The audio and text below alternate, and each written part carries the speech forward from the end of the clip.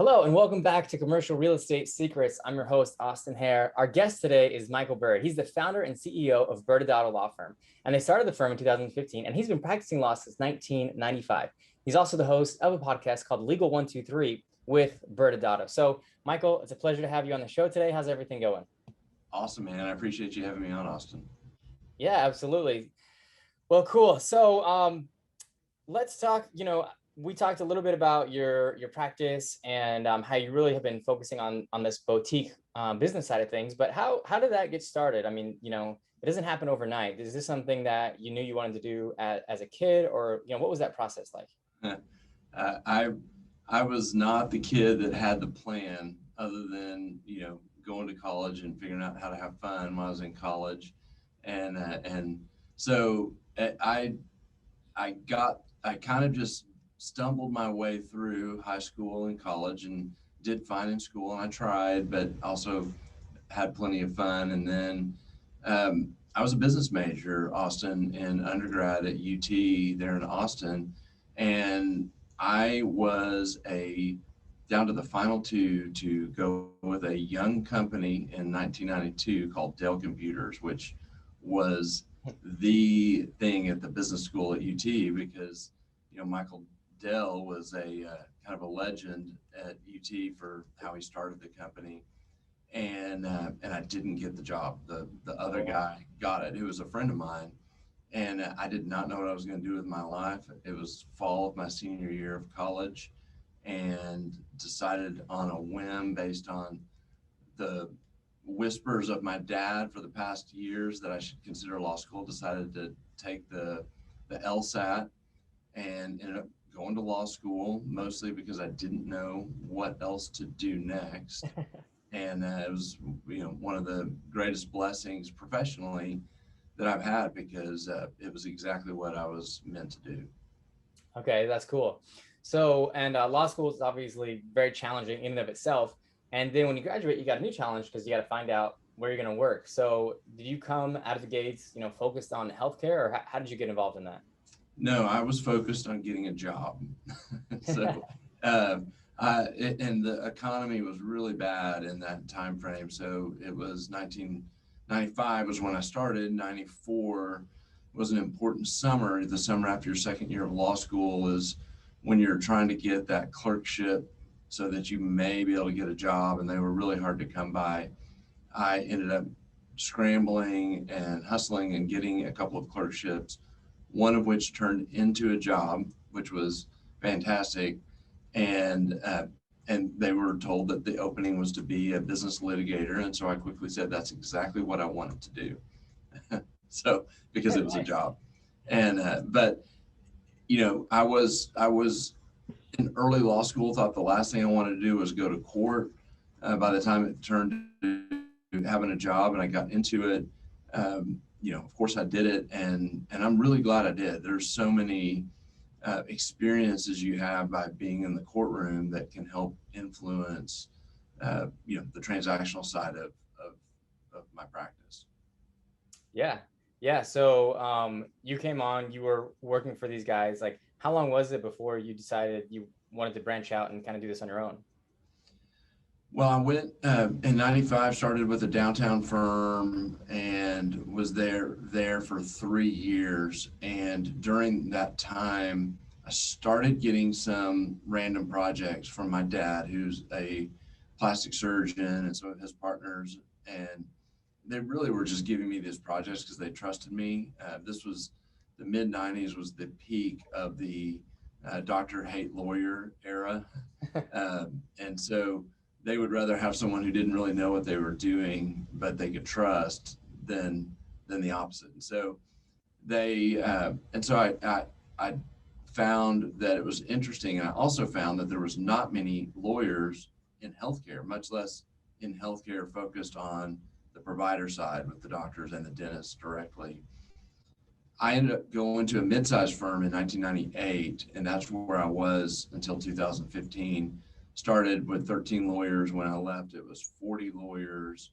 And that's kind of where I grew up as an attorney. That's where I learned the business side of being an attorney. I became a partner there in the early 2000s, and was involved in the management side of running a law firm and building a healthcare practice. So I was fully into the business and healthcare practice by around 2003. Did a little bit of carryover litigation work for a few years, and then, but what it started looking like by the mid 2000s is somewhat similar to what our practice looks like today, other than we're in our own firm now. Okay, that's cool. So, what specialty is your father? He's a plastic surgeon. Okay, and so he was referring you kind of like plastic surgeon clients that just didn't want to deal with the traditional lawyers. Well, the doctors, it's interesting. They don't really, and this would be true for dentists as well. They don't know who to call. And so most often to this day, who they call is who someone tells them to call. And of course, more and more people will get on the internet and Google it. That was not the behavior, back then for sure. And so, they didn't know that I didn't know what I was doing, or that there was someone out there that did. So I was learning it on the fly. But the same, what I know now and I didn't know at the time, was that pretty much everyone was trying to learn healthcare on that side. And what were some of those first assignments that you got? so they would call me and they'd say, okay, we have an arrangement with UT Southwestern or Children's, and they want to do this healthcare arrangement, and you figure it out. And there's a lot that you have to unpack there, whether there's traditional business stuff like a real estate piece you and I talked about kind of beforehand, or a traditional business piece like what's the ownership structure of this arrangement, and then most importantly, what's the healthcare piece, because that's the stuff that puts people in jail if they don't do it right. And so that was scary in those early years, because I knew the stakes were really high on those types of transactions. And then we would also get the employment agreements that would come through. Their practice would want to bring on a new doctor and they want to hire them, and that would be simple, and then you start having questions about what they're really trying to accomplish, and then that would lead to development of compensation systems and a more advanced corporate structure. And so there was just a lot of kind of business strategy planning that came out of those early years, and it's a big part of what we do to this day. Okay, and so was the term MSO, were you guys using that back then, or when did you guys start using that really?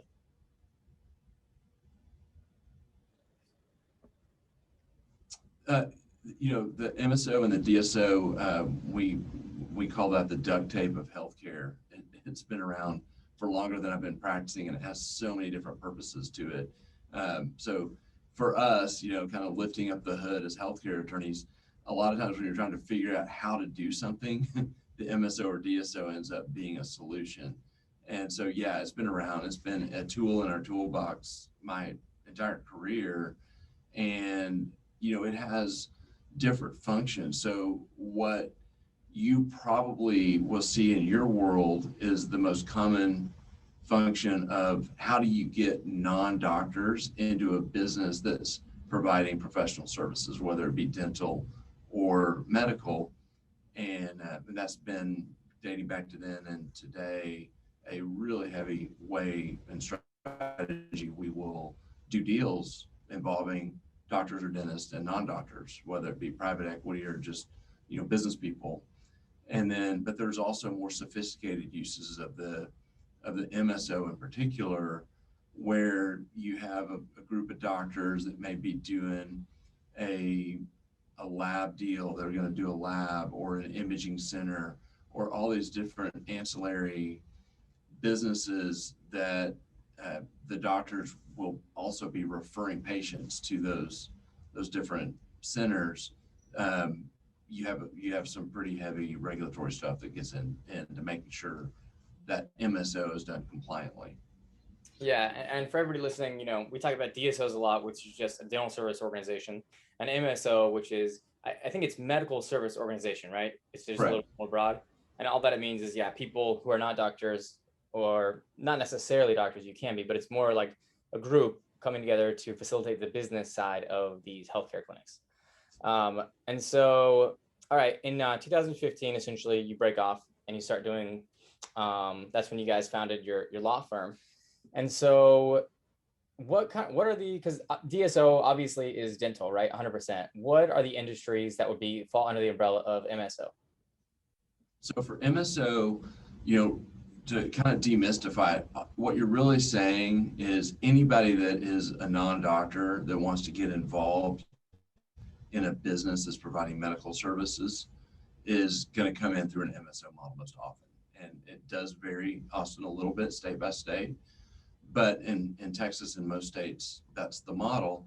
The most common businesses in healthcare where private money wants to come in is going to be on the surgical side, kind of plastic surgery, dermatology, and I say derm ahead of plastics. Plastics is really something that's a more recent phenomenon. And then uh, the elective medicine space is really common. So medical spas, weight loss centers, wellness centers, um, it's kind of those medical practices that has the retail feel to it. So very similar to dental. Dental, though it is a professional service, is often found in a retail space trying to draw that retail traffic. Yeah, definitely. Because there's been a huge switch, like we talked about, from office to retail, really. And obviously, you don't have to go to retail. You can make it work in office for sure, because there's no rule that's like one size fits all. It's always 100% right. There's always different distinguishing factors. But in general, when you switch to a higher visibility, more convenient location, it usually ends up with significant boosts in the patient flow and the new patient acquisition. And so, just looking at it through that lens, a lot of times what we coach is just, hey, can you view your rent as a factor of your marketing, right? Like if you are to relocate to this location, will your marketing go down? And the answer a lot of times is yes. Now, a lot of people are specialists, or they work on referrals only, and I get that.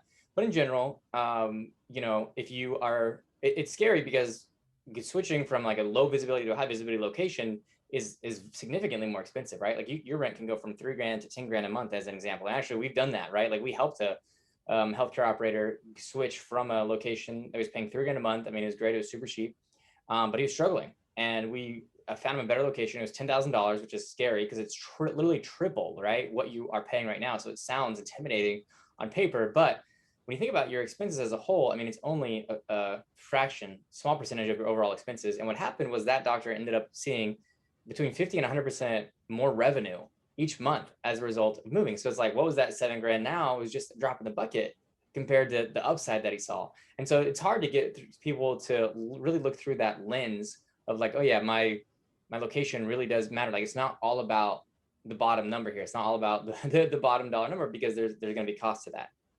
Really smart advice. I would say this, one of the common things we talk about with our clients from a broader perspective is they'll come with a comment like, it's going to cost me X.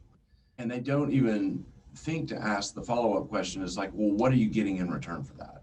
Right. And that ends up revealing really the wisdom you need as to whether this is a smart idea or not.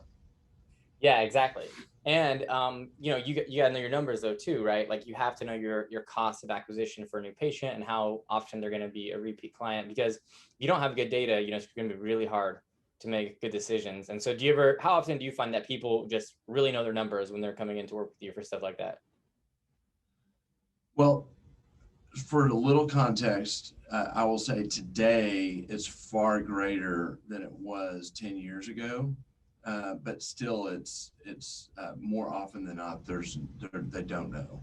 I mean, 10 years ago, the idea of people really knowing their data was not there, and so there was a lot of opportunity, and the people that were figuring it out were crushing it. And I really think that the DSO space figured it out faster than other kind of healthcare related spaces.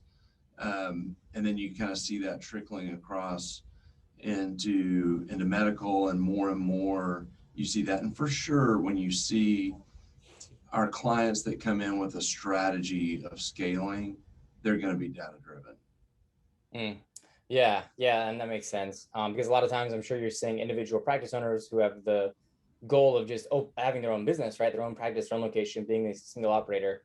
They're not necessarily gonna need to know as much granular data because they're not gonna need to scale as much either. Is that kind of a trend that you're seeing? Yeah.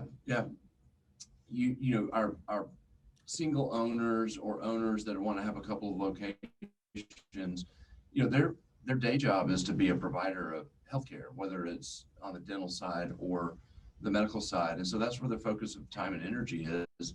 And so there does tend to be a lower level of sophistication and focus on the business. Yeah, and that makes sense. In dental, which is one of our specialties, there's about, last statistic I heard was between 90 and 100,000 offices nationwide in the US. Do you know how big the market share is for some of the industries like medical spa, medical weight loss, dermatology, and cosmetics or plastic surgery? I have tangential data. So we're connected, our law firm is connected on the medical spa side to a trade association called the American Med Spa Association. One of our law partners in our Chicago office, his name is Alex Tier. She's the CEO and founder of AM Spa. And, I believe on the medical spa side that there's anywhere from 7 to 10,000 locations. And I don't even know if that's been updated recently and if there's a refresh number. And I don't have a good sense as to the number of offices in derm and plastics.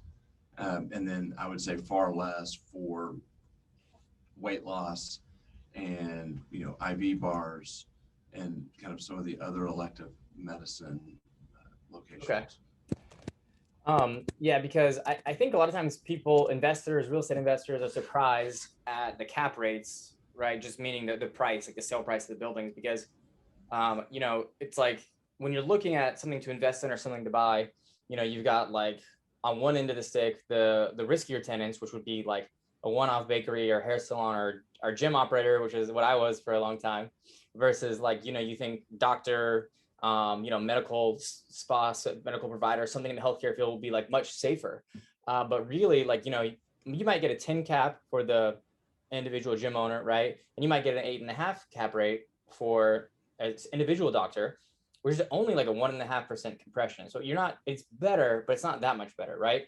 And even though when you get 2 locations, 3 locations, 4 locations, 5 locations, I mean, you're talking small compressions in the cap rate, which equate to like small increases in the price. It's not really till you get to like, I mean, a lot of times it's 20, 30 locations where you start really seeing significant compression to where you can go down to sub 7, like 7, 6.5, etc. And I think a lot of people are surprised just to find out, like, it takes a lot of locations. Like it takes a really, really strong tenant that's doing a lot. I mean, a lot of these are $100 million tenants, right? They're doing 10, 20, 25 million in EBITDA a year or whatever, in order for you to get that like 6.5% cap rate, which is a really, really good price for the building. And so it's just something that, you look at it, you think, oh, this is a very successful practice. They've got 3 locations. Surely I think this will trade for a great rate, but it's not quite that simple.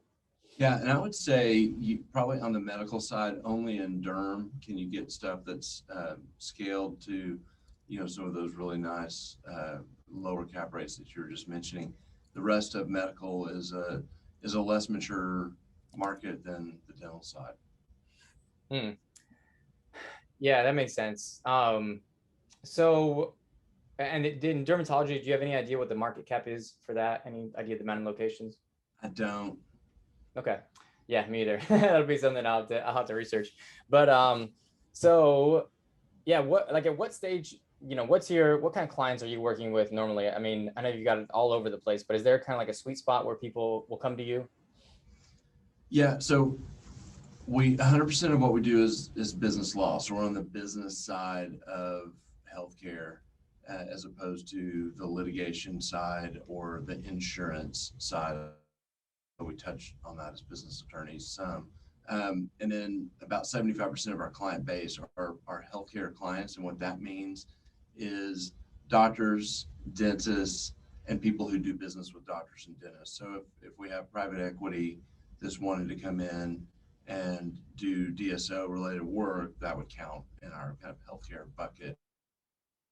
And so we have anything from young doctors and dentists with their first contracts, helping them get in the right first job, to helping businesses get started and creating their structure and helping them with the day-to-day, to a business that's scaling and maybe having more sophisticated strategies like bringing in private money and of course going into multi-locations, to the mergers and acquisition side where we're helping with the sales side.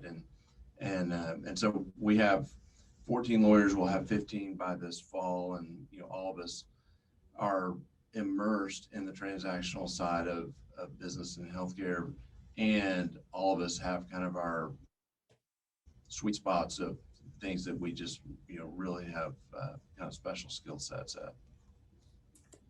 Yeah, oh, that's cool. And it's great to see that you guys are growing so fast. So, I mean, is there any particular avatar that, serves you really well? Like maybe somebody coming in with 5 existing locations, or does it not matter? Is it just all over the place? So like we broke up again.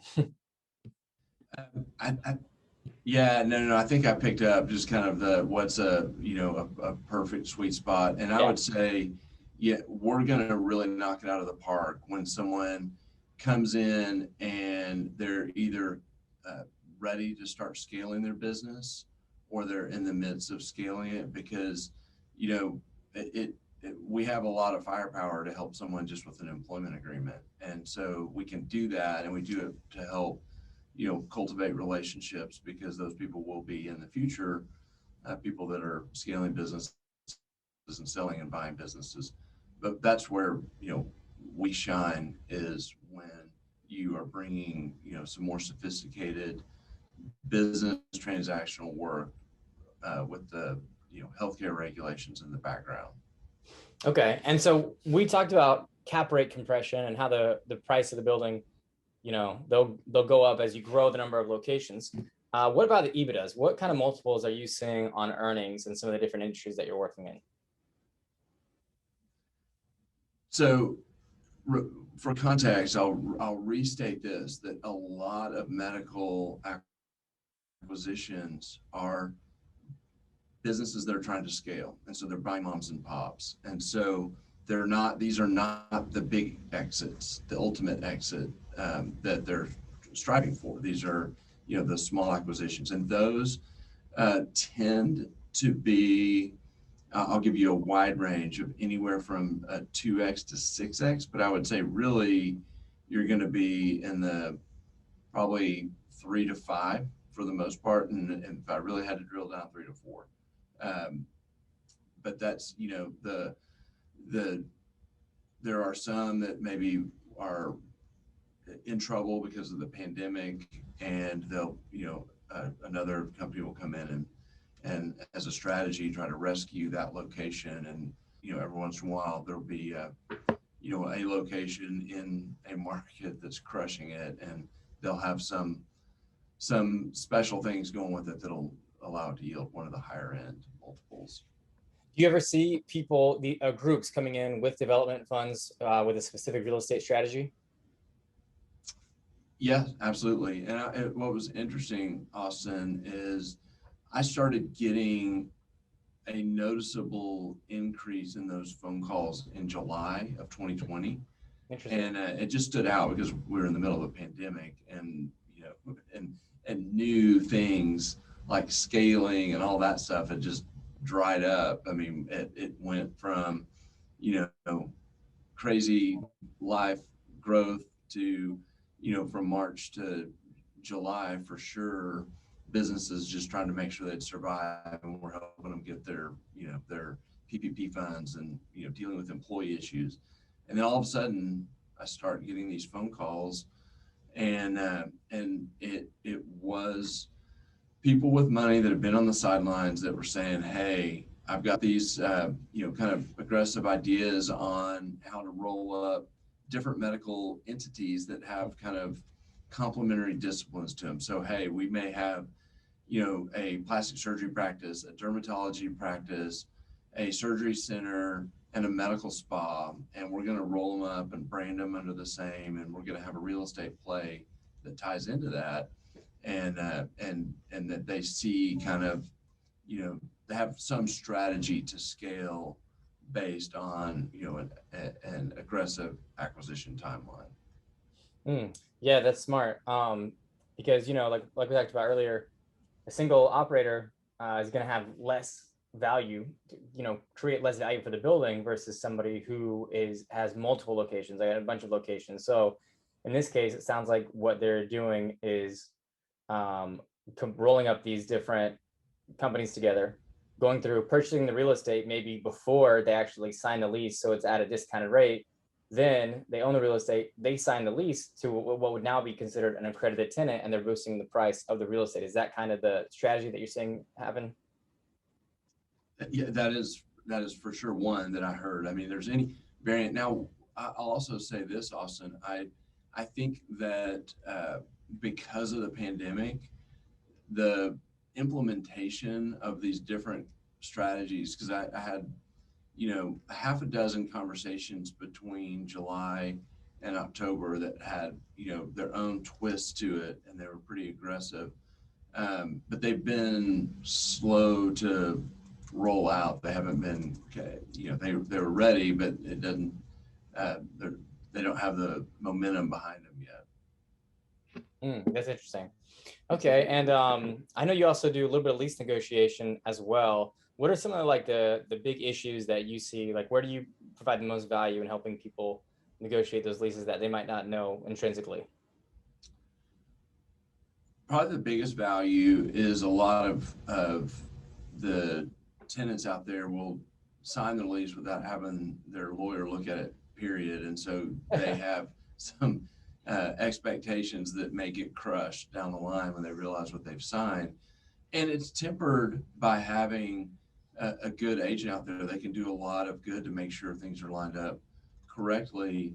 But where we really can help is, particularly if they're in the if they're DSO or MSO model, is you have to make sure that number one, that permitted use is appropriate and covered, because if you're in medical or dental going into retail, you can have some issues if they don't, if retail's not as familiar with dealing with these professional services. And then secondly, the ability to sublease and assign the lease when there's a change. So if you're a DSO and you're signing the lease, and in that model, you are going to sublease that space to a dental practice owned by a dentist, if you deal with it on the front end, it's super smooth. If you don't, and then you have to go back to the landlord and ask permission, we've definitely had them try to leverage that to get something more. Yeah, no, that's good. That's good. Okay, so and what would be a good reason for someone to reach out to you guys? If you're a business owner in the healthcare space, I mean, you are there are potential big potholes everywhere you go that are counterintuitive to normal business ideas. So you may think, I'm gonna do this new initiative, and I'm gonna pay a commission to someone to help go generate new business, and realize that there is a body of healthcare laws out there that make that illegal, and some of them might put you in jail. And so it's one of those things. Compliance is not exciting. It doesn't feel like it has a real return. It just feels like you're being told to do something. Yet, if you look at it from a business perspective and a risk management perspective, you're really for whatever your strategy is, putting your business at risk if you don't take care of making sure you have everything in order. And then on the flip side, if you have a strategy to have a big exit with private equity, you'll get hammered on due diligence if you are not set up correctly and don't have not dotted I's and crossed T's, and it will end up costing you way more money than it would have cost you just to do it correctly on the front end. Well, that's good. Well, and then what is the best way to reach out and get in touch with you guys?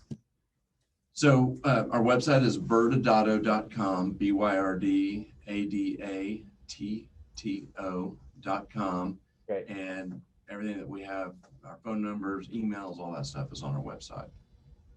Great. Great. Okay. Well, cool. I will definitely leave that in the show notes for everybody listening. So yeah, this has been great. It's been really helpful talking about real estate trends in the MSO space, the DSO space, and of course, like pitfalls and what to look out for. So we definitely appreciate your time, and we look forward to maybe circling back and doing this again sometime in the future. Awesome. I appreciate you having me.